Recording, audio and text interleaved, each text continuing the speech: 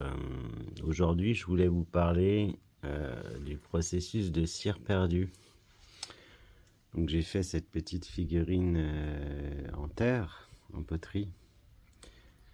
Voilà, une sorte d'homme un petit peu effaré par l'état du monde. Et du coup, alors comment fait-on une cire perdue? Eh bien, j'ai coulé en fait sur ce masque du silicone liquide.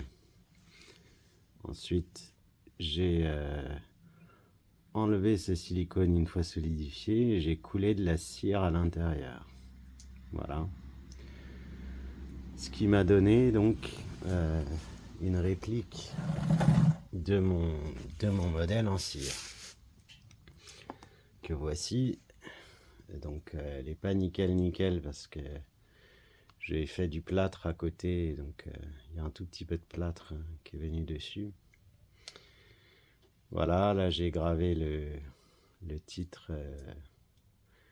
C'est donc Face à la bête immonde 2025. Donc voilà, et surtout, j'ai dû créer un cône de coulée et un canal de coulée avec des canaux de coulée et des évents. Et donc ça, je l'ai fait à partir d'un moule en plâtre que voici. Donc si on l'ouvre à l'intérieur, voilà, en fait j'ai moulé des bâtons de différents diamètres. Et donc j'ai fait une première partie en plâtre, puis une deuxième partie. Les deux s'imbriquent parfaitement et en fait faut les humidifier avant de couler la cire. Les humidifier et puis utiliser un démoulant type vaseline ou graisse quelconque. Et donc ça vous permet d'obtenir différents diamètres pour les cônes de coulée et les évents. Donc cette cire, il va falloir que je la mette dans du réfractaire. Et je vais vous montrer ça à l'étape suivante.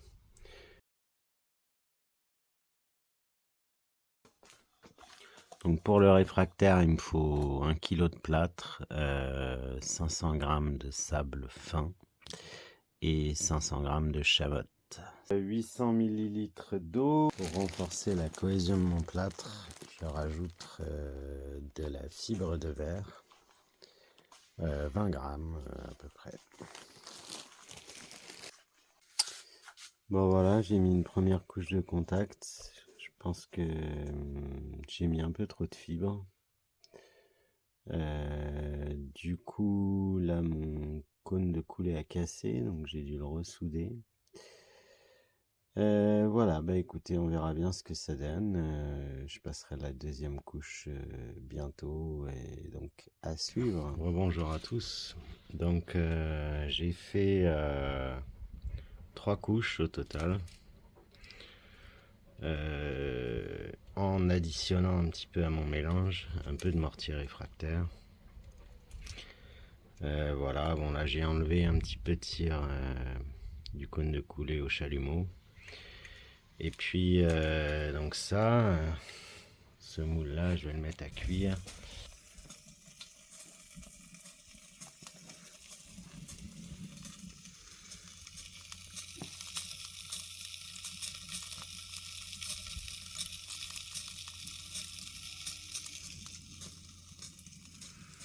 Et donc je voulais vous montrer, j'ai donc desciré, j'ai remis une petite couche par dessus avec un peu de fil de fer pour essayer de bien maintenir le moule. Voilà ce que ça donne. Donc on va mettre ça à cuire pendant un bon moment. Je vous écoute.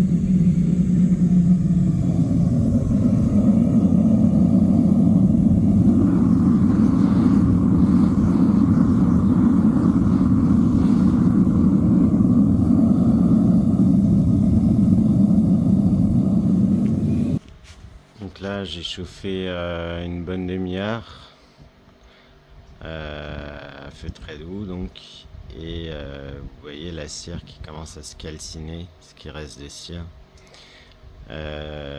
Donc voilà, j'alterne les périodes de chauffage et les périodes où j'éteins pour pas monter trop haut, trop vite. Allez, à toutes.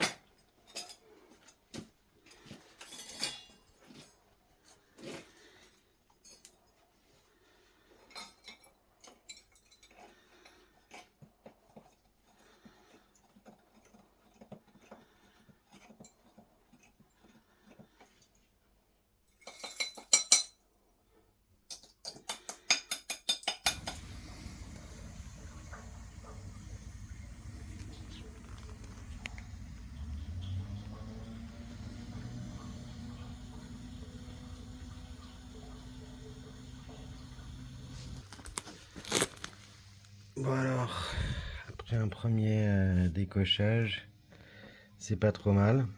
Ça a bullé un petit peu sur l'arrivée ici. C'est encore chaud, mais sur l'arrivée ici, ça a bullé un petit peu. Donc j'aurai un menton un peu abîmé, mais sinon, ça a l'air pas mal du tout. Voilà. Bah écoutez, je vais essayer de... Alors c'est compliqué hein, de filmer le décochage. Mais voilà, ben, je vais reprendre dès que c'est fait. À toutes, bye bye. Alors voilà le résultat brut de fonderie après un bon coup de Karcher. C'est pas trop mal, hein. on a un peu de travail de débarbage. Alors c'est assez net sur le dessus. Et puis bah, effectivement sur le dessous là, par contre on voit bien que ça a bullé, vous voyez.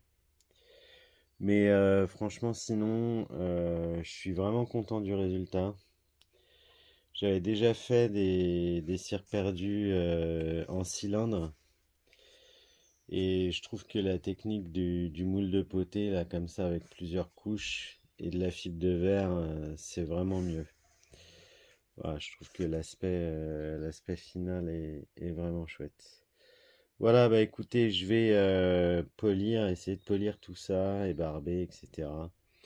Et puis, bah, je vous retrouve pour le résultat final. À toutes!